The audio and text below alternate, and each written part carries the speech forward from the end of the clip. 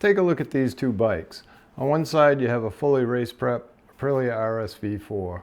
On the other, we have a 1986 GSXR750 that I bought in really rough shape and restored pretty much from the ground up. I took this old GSXR to a couple of track days and had a blast on it. It just goes to show that a 40-year-old rebuilt street bike is fully capable of having a great day at the track. Today I want to walk through exactly what it takes to get your bike prepped for the track. I want to use both of these bikes so you can see the difference between a fully prepped race bike and a normal street bike. I want to show you that what you need for your first track day is probably much more accessible than you might think. If you're new here, this channel is dedicated to helping street riders get to the track safely and confidently. If that sounds like something you're interested in, please hit subscribe. I have a lot more coming on this topic.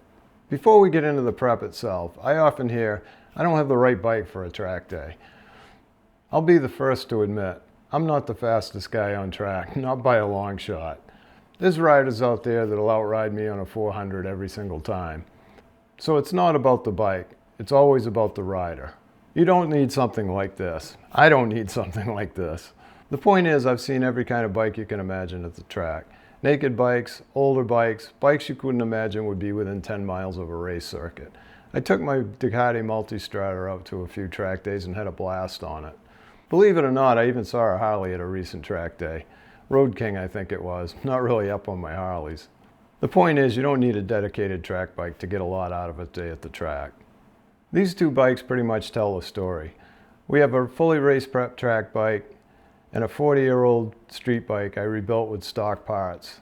Both have been to the track and both are a lot of fun in different ways. The track doesn't care what you ride. What matters is that your bike is mechanically sound and properly prepared. So let's talk about what that actually means. Before every track day, your bike will go through tech inspection. It's nothing to get nervous about. It's really pretty straightforward. Tech inspection exists for one reason, and that's to make sure your bike is mechanically safe to be on the track. Everything we're going to cover here is basically a self-tech inspection you can do before you leave. If your bike passes what we're about to go through in this video, it'll certainly pass a tech inspection at a track day. Let's start with fluids. This is one of the most important parts of the tech inspection because fluids on the racetrack is a very bad thing. First up is brakes. Check your reservoir, make sure it's full. Take a look at the fluid, make sure it's clear. It should be nice and clear in the reservoir sight glass like you can see in this short clip. If your fluid is low, make sure to top it off. If it looks dark or you can't remember the last time you changed it, probably something you ought to think about before doing a track day. Fresh brake fluid is pretty cheap insurance. Next up is coolant. This one surprises a lot of first-timers. Some track day organizations don't allow conventional coolant on the track. The reason is simple. Fluid on the track is very slippery and it can endanger everybody else on the track if it happens to spill. This varies with different track day organizations, so check it out before you go. If it is required, you'll have to drain your coolant and replace it with either distilled water or a product like this. This is what I use on the RSV4. This is engine ice. You can find this readily available online. It sounds more complicated than this. It's just a straight fluid change. And your bike will run perfectly fine on distilled water or a product like engine ice. Just make sure you remember you have it in your bike if you're in a cold climate. Engine ice won't protect it against freezing. Coolant isn't a problem on the GSXR. That bike is air and oil cooled. So it wasn't a problem getting that one ready for the track as far as coolant goes.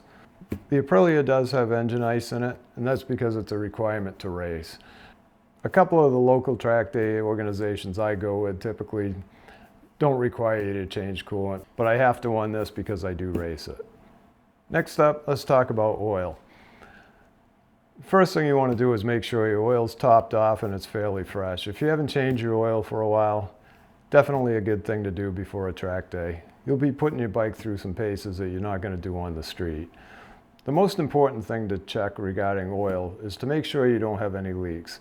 Even a small weep around a gasket that you've been ignoring will cause you to fail tech inspection. This is something that they're very strict on.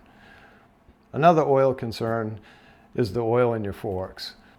If your fork seals are leaking, this is another thing that could potentially cause you to fail tech inspection. So check it out, make sure you don't have any seepage around any gaskets as far as engine oil goes, and that your fork seals are in good condition and not leaking. One final note on oil. Some track day organizations require that you secure your oil filter with a hose clamp. This picture shows it on the Aprilia with the safety wire as well. Wiring is not necessary if there's a piece of your engine casting that sticks out somewhere near your filter. You can push the screw part of the clamp up against that protrusion to prevent the oil filter from unscrewing in the counterclockwise direction. This isn't always a requirement, so check it out with your track day organization. Tires are next. Tires are probably the single most important mechanical item on your bike for a track day. You don't need new tires, but you need enough tread to be safe, and there can't be any signs of age, like cracking on the sidewalls. If your tires are more than a few years old, the rubber starts to degrade and you don't get the grip that you should from a new tire. If your tires are more than 4 or 5 years old, they probably should be replaced. Tire pressures are typically lower on the track than they are on the street, but don't get too hung up on this your first time out. Your street pressure will be fine for your first couple of sessions. As you start to pick up the pace, talk to an instructor or a seasoned track day guy.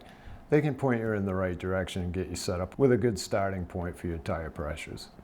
On a fully race prep bike like the Aprilia, most of the time you'll see dedicated track tires or race tires. This is not something you'll need for your first time out on track. A decent street tire will be perfectly acceptable. Sport touring tires are a great choice. They last a long time and you'll have plenty of grip. I ran these Michelin Road 6s at my race school in the wet, and the grip was incredibly good. A lot of riders make the mistake of buying tires like these Pirelli SPs for the street. The problem with that is they never really get up to full operating temperature at street pace, and they don't last very long.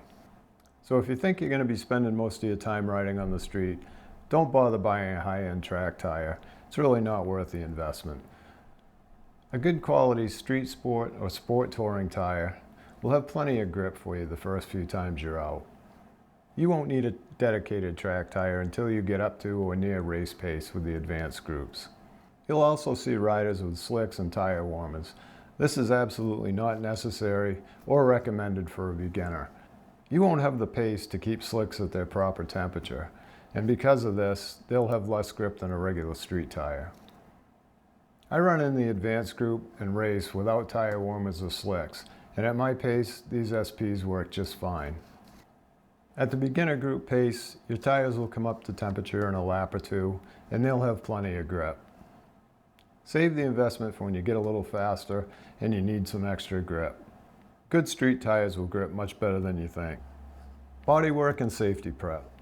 This is where the difference between these two bikes tells the story. Mirrors first. Most track organizations require that you either tape over your mirrors or remove them completely. The reason is simple. Broken glass on the track is a real hazard. On the GSXR we have two options. Remove them entirely, which is what I'd recommend if they come off easily, or tape over the glass with painter's tape. Either is generally acceptable. Check with your organization and see which one they prefer. On the Aprilia, you'll see there's no mirrors at all. When you have a dedicated track bike, mirrors are usually the first thing to go. On track, you want to be focused entirely on what's ahead of you. Looking back can be a distraction and cause some real issues. Having no mirrors does take a little getting used to. But after a few sessions, you'll be concentrating on what's ahead of you. You won't even notice the difference. Headlights need to be taped over as well. The concern is the same. Broken glass or plastic on the track is a hazard. Use painter's tape. Make sure the whole lens is covered, even if your lenses are plastic. Doesn't need to be pretty, just needs to be complete. Taillights and turn signals need to be covered as well. One thing to make sure of when you cover your tail light is that your brake light doesn't show through. Brake lights on track are a distraction. The best bet is to pull the fuse if you can get to it easily. If that's not an option, just make sure you use enough tape so your light doesn't show through. Give your bodywork a once over. Make sure there's nothing loose or about ready to fall off. If there is, a roll of gaffer's tape or duct tape is great to have on hand. Chain and brakes. Two more mechanical items to check carefully. Your chain should be clean, adjusted properly, and lubricated. If your chain has any sign of wear or any tight spots, you definitely want to replace it before you go. Your chain should have about 3/4 of an inch of slack, as you can see in this video, somewhere near the middle of the chain. Too tight and it interferes with the travel of your rear suspension. Too loose, it could fall off. Let's talk a little bit about brakes. Your brake lever should feel firm and progressive, with no sponginess at all. If you have any sponginess at all, it's either air in your lines or your pads are worn. Both of these need to be addressed. You want to make sure there's not a lot of free travel in your lever before it starts to engage. Braking is something you're going to find is critical on track, so you want to have a good feel in your brakes, both front and rear. Front brake is going to be your primary brake, but you still want your rear brake to be fully functional and work well. Check your brake pad thickness, both front and rear. If they're getting too thin, replace them. You can see in this picture there's plenty of pad left. On track, you'll be using your brakes much more than you do on the street. You definitely want to make sure front and rear are working properly. One more thing that's really important and sometimes gets overlooked is throttle action. You want to make sure your throttle operates smoothly and snaps back to the closed position. This is really important. If it doesn't, you want to find out what's causing it to hang up and get that fixed. This will surely cause you to fail tech inspection, and it's unsafe on the street as well. Let's talk about paddock equipment, because this is another area where first-timers tend to overthink it. My honest advice is to start minimal. For years I went to track days with my bike in the back of the truck, a couple of ramps, some extra gas and my gear. That's it. A rear paddock stand's a nice thing to have.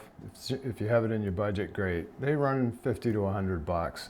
Really not necessary. Most first-timers don't have them. A basic toolkit is also something that's nice to have, but if you don't happen to have anything to bring with you, you'll find most seasoned track day junkies will have plenty of tools on hand, and they love nothing better than to help out a newbie.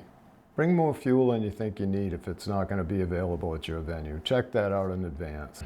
Bring food and water. It's critical to stay hydrated. Some groups do supply water and offer a catered lunch, but this isn't always the case, so again, you're going to want to check that out in advance. Over time, your paddock will naturally grow as you figure out what you really need.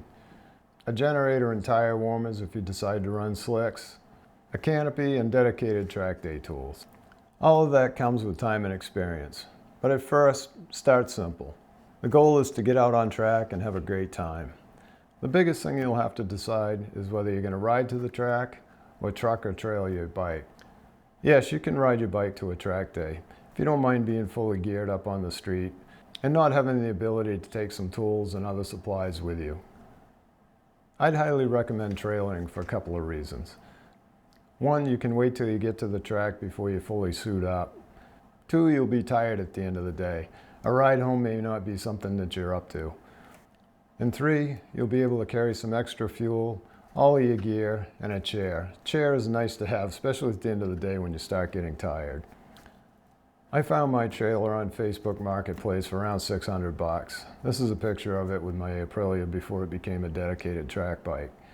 You don't need anything fancy. This certainly isn't, but it works fine.